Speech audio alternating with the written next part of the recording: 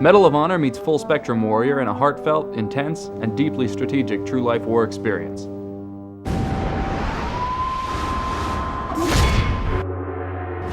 One of the parts that stands out about this game is that its missions are based on real-life events.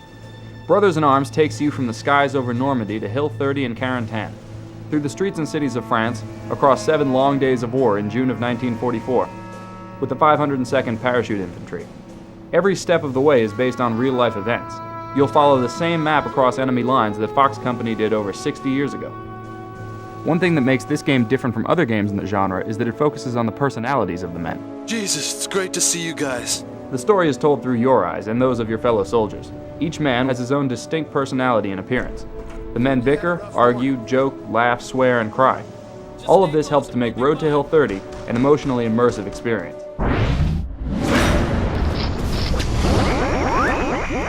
The levels are a blend of the French countryside and urban combat zones. Some maps force you into closed positions, and others offer you a wide variety of attack patterns. Like any outdoor first-person game, there are plenty of area restrictions, such as random roadblocks, tons of locked doors and invisible walls, but most of the areas give you the freedom to choose how and where you want to engage the enemy. The graphics are solid. Waving grass, muzzle flashes, smoke, blood, and dirt on the camera all add up to this realistic war experience. The texture maps are fairly detailed. Tanks, buildings, and stone walls all look good from any distance. The grass, trees, and shrubs tend to pixelate and flatten out when close to the camera. The character models of the 101st Airborne are sometimes frighteningly realistic and expressive. They look you right in the eyes when they talk or await your orders. Like everything around them, they've been scarred by the strain of war, and it shows in the stains on their uniforms, the mud on their skin, and the fearful, fatigued looks on their faces.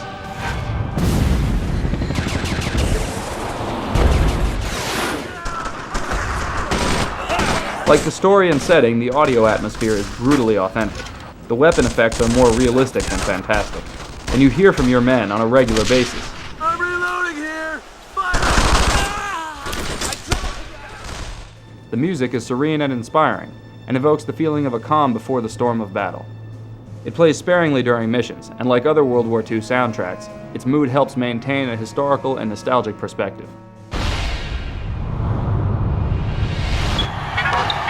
Brothers in Arms attempts to solve or lessen the frustration of 2 problems that consistently plague first-person shooters: an inability to understand your environment and miscommunication with your fellow AI warriors should they ever be at your disposal. The first is solved by a battleground view mode that you can activate at any moment during the assault.